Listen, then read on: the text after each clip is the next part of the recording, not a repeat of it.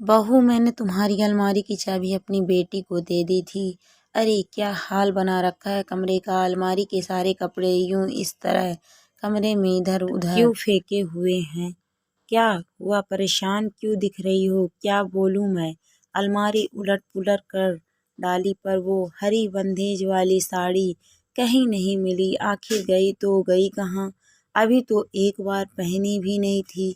उसकी matching bangles भी ले ली थी। अब कल संध्या की मेहंदी पर क्या पहनूंगी? ये अकेले अकेले क्या बड़बड़ाए जा रही हो प्रीति? और बेड पर इतने सारे कपड़े क्यों फैला रखे हैं? रोहित चारों तरफ बिखरे कपड़ों को देखकर बोले, मेरी वो हरी वाली साड़ी नहीं मिल रही है जो तुम मेरे लिए जयपुर से लेकर आए थे। कल संध्या की मेहंदी में मुझे वही पहननी थी। पता नहीं कहाँ चली गई। प्रीति ने कपड़े पलटते हुए कहा। अरे जाएगी कहाँ, यहीं होगी। एक बार मम्मी जी से पूछ लेना, कहीं ड्राई क्लीन के लिए ना दी हूँ। और एक साड़ी नहीं मिल रही है तो क्या हुआ? कितनी साड़ी ड्रेसेस तो है तुम्हारे पास। वही ग्रीन वाला शरारा सूट जो मॉल से लिया था तुमने, पहन लेना। वैसे भी मेहंदी तुम्हारी नहीं संध्या की है। रोहित ने उसका मुंह ठीक करने के लिए कहा। पहनने के लिए तो कुछ भी पहन लूंगी, लेकिन हम लड़कियां एक बार जो ड्रेस डिसाइड कर लेती हैं उसमें कुछ गड़बड़ी हो जाए तो मूड खराब हो जाता है। खैर, तुम यह सब क्या समझोगे और मम्मी जी से क्या पूछना? वह भला नई साड़ी क्यों ड्राई क्लीन के लिए देंगी? सोचते हुए उसने सारे कपड़े अलमारी में रखकर अलमारी बंद कर दी और चाय बनाने चली गई। मम्मी, आपने प्रीति की साड़ियाँ ड्राई क्लीन के लिए दी है क्या? आज बड़ी देर से यह अपनी कोई साड़ी ढूंढ रही थी। रोहित ने चाय पीते हुए मम्मी जी से कहा। मैं क्यों इसकी साड़ियाँ ड्राई क्लीन के लिए देने लगी? इसने कहा था क्या मुझे? छोड़ आई होगी अपने मायके। आए दिन तो चक्कर लगता रहता है इसका वहाँ। यह मम्मी जी भी ना कहाँ की बात कहाँ ले आई।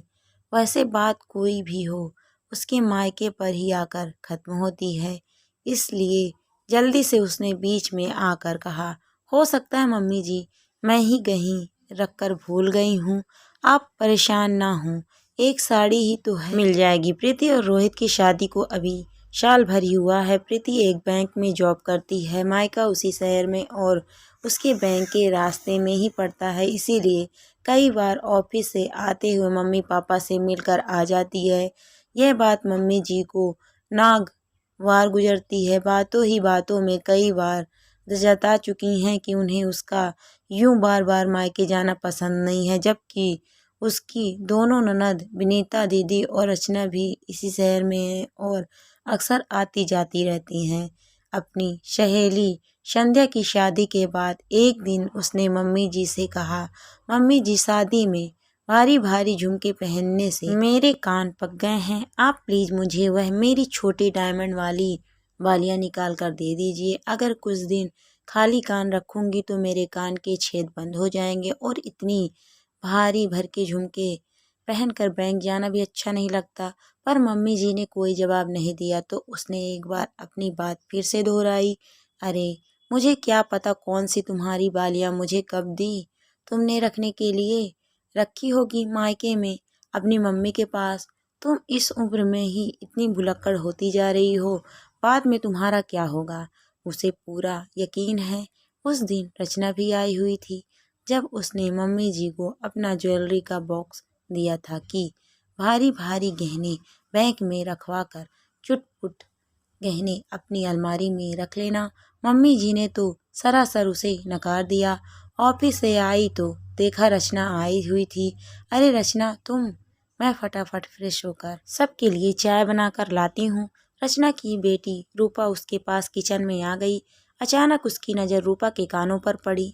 अरे रूपा, तुम्हारे कान की बालियां तो बिल्कुल मेरी जैसी हैं।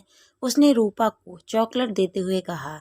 मामी, यह आपकी ही तो हैं, मुझे नानी माँ ने दी थी। अब तो आप बड़ी हो गई हैं, अब आप ऐसी वालियाँ थोड़ी ही पहनती हैं। रूपा की बात सुनकर मम्मी जी और रचना दोनों का चेहरा सफ़ेद पड़ गया। रचना के जाने के बाद यह क्या किया तुमने प्रीति? घर आई बेटियों का कोई ऐसे अपमान करता है क्या? मेरी सबसे छोटी लाडली बच्ची है, कितना शौक है उसे पहनने ओढ़ने का। वह तो उसकी शादी जल्दी हो गई थी, बेचारी घर गृहस्थी में फंस कर रह गई, और वैसे भी इतनी छोटी वालियों का तुम करोगी क्या? सच में कितना छोटा दिल है तुम्हारा। तुम तो नौकरी करती हो, कुछ भी खरीद सकती हो। घर की बेटियों को तो जितना भी तो कम ही होता है। बेचारी छोटी सी बच्ची का दिल तोड़ दिया है। वह तो वापस कर रही थी, मैंने बहुत जोर दिया तब लेकर गई है वह बालियों को। सच में आज अपने ही घर से कितना दुखी होकर गई है मेरी बच्ची। कहा तो वह अपनी वालियों के बारे में बात करने वाली थी, उल्टा इतना लंबा चौड़ा भाषण सुनना पड़ गया उसे। खैर बात आई गई हो गई। एक दिन विनीता राज अब प्रीति की समझ में आ गया था। इससे पहले कि उसकी सारी अलमारी खाली हो जाए, खाने की टेबल पर उसने मम्मी जी से, मम्मी जी अगर ऐसा है तो मैं रचना से माफ़ी मांग लेती हूँ, पर एक बार मुझे बता तो देती। बिना गलती के भी अपराधी बन गई थी। आज प्रीति उनसे रचना से माफ़ी भी मांग ली थी, फिर भी मम्मी जी का गुस्सा शांत नहीं हुआ। पढ़ी लिखी होकर जरा भी समझदारी नहीं है तुम में। तुम्हारी मम्मी ने यह भी नहीं सिखाया कि ससुराल में कैसे व्यवहार किया जाता है। दीदी ने अपना स्टेटस लगाया हुआ था, शायद किसी शादी में गई हुई होंगी। उनकी साड़ी देखकर चौंक गई प्रीति। रोहित देखो, दीदी ने बिल्कुल मेरे जैसे साड़ी पहन रखी है। तुम दीदी के लिए भी लाए थे क्या जयपुर से? नहीं, मैं तो बस तुम्हारे लिए ही लाया था। अब प्रीति का माथा ठनका। अपनी अलमारी से कभी सैंडल, मेकअप का सामान तो कभी हेयर ड्रायर गायब होने का सीधे सीधे पूछ ही लिया मम्मी जी से। आपने विनीता दीदी को मेरी हरी वाली साड़ी कब दी? पहले तो थोड़ा हड़बड़ाया, फिर उसे हाँ याद आया, एक दिन आई थी, कोई साड़ी चाहिए थी उसे। मैंने तुम्हारी अलमारी की चाबी दे दी थी। क्यों बेकार पैसे खर्च करने? तुम्हारी सारी साड़ियाँ नई ही तो रखी हैं, अभी किसी ने देखी भी नहीं है। और वैसे भी तुम तो नौकरी करती हो, ज़्यादातर अपनी वही कुर्तियाँ या जीन्स टॉप पहनकर बैंक जाती हो ना। ना ही तुम्हें ज़्यादा तैयार होने का शौक है। साड़ी तुम कभी कभार ही पहनती हो, इसीलिए मैंने तुम्हारी कई नई साड़ियाँ रिश्तेदारी के व्यवहार में दे दी। नौकरी करती हूँ तो क्या मुझे पहनने ओढ़ने सजने संवरने का शौक नहीं है? आपको क्या पता मुझे बचपन से ही मेकअप और ज्वेलरी का कितना शौक था। ना जाने कितनी आर्टिफिशियल ज्वेलरी थी मेरे पास, बहुत सारी बांट दी, कुछ अभी भी मम्मी के यहाँ रखी है। हर फंक्शन में मैं मम्मी की साड़ी पहन लेती थी।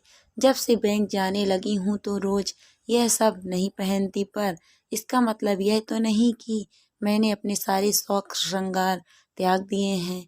मम्मी जी प्लीज़, जिसे जो देना है खुशी से दीजिए, पर मेरी चीज़ों को नहीं। आपको पता है मेरी हर चीज़ से मेरी कितनी यादें जुड़ी हुई हैं। वह बालियाँ जो आपने रूपा को दी, मेरी नानी ने मेरे जन्मदिन पर दी थी, जब मैं 10 साल की थी। उनकी आखिरी निशानी थी वो मेरे पास। और वह हरी साड़ी रोहित मेरे बर्थडे पर लाए थे।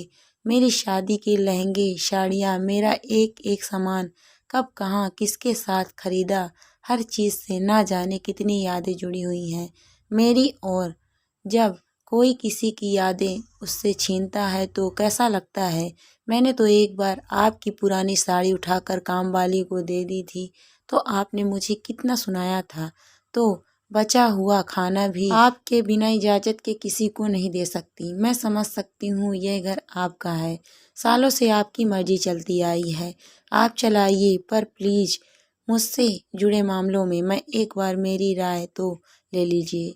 कितनी आसानी से उस दिन आपने मेरी मम्मी पर इल्ज़ाम लगा दिया था कि मैं अपनी साड़ियाँ या सामान उन्हें दे आती हूँ। क्या वह अपनी बेटी को दिया हुआ सामान दोबारा से वापस लेंगी? अरे मैं तो अगर उन्हें कुछ दे भी दूँ तो उसका दुगना करके मुझे वापस कर देती हैं। मेरा कोई भाई नहीं है, दोनों अकेले रहते हैं। अगर मैं उनसे मिलने चली जाती हूँ तो क्या मैं उन्हें कुछ देने ही जाती हूँ? मुझे आपका किसी को कुछ भी देना बुरा नहीं लगता, पर प्लीज मेरी चीजों को देने से पहले एक बार मुझसे जरूर पूछ लीजिए। कहते हुए आवाज भर्रा गई प्रीति की और वह खाना छोड़कर अपने कमरे में आ गई। रोहित ने भी इस बार उससे कुछ नहीं कहा, क्योंकि वह जानता था कि प्रीति गलत नहीं है। अगले दिन ऑफिस जाने से पहले वह मम्मी जी के पास आई। सॉरी मम्मी जी, अगर मेरी कही किसी भी बात का आपको बुरा लगा हो। मैंने अपनी अलमारी में ताला लगा दिया है। आपको जब भी कुछ लेना हो आप मुझसे चाबी ले लेना। अलमारी की चाबी पर्स में रखकर वह ऑफिस के लिए निकल गई।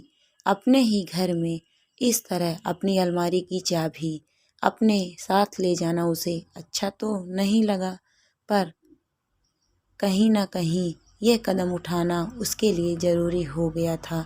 दोस्तों, ससुराल में बहू की चीज़ों को बिना पूछे सास अपनी बेटी को दे देती है, जो कि सरासर गलत है। बहू की चीज़ें चाहे वह गहने या कपड़े हों, सिर्फ उसी का अधिकार होता है। हो सकता है उसे वह चीज़ है ज़्यादा प्यारी हो। किसी भी सास को ऐसा नहीं करना चाहिए कि बहू की गैर हाजिरी में उसकी चीज़ों को किसी को भी उठा कर दे दे। बिना इजाज़त लिए किसी के भी चीज़ों को हाथ नहीं लगाना चाहिए, पर ससुराल में बहू के सामान को सार्वजनिक माना जाता है, इसीलिए हर व्यक्ति अपनी मनमानी करता चला जाता है।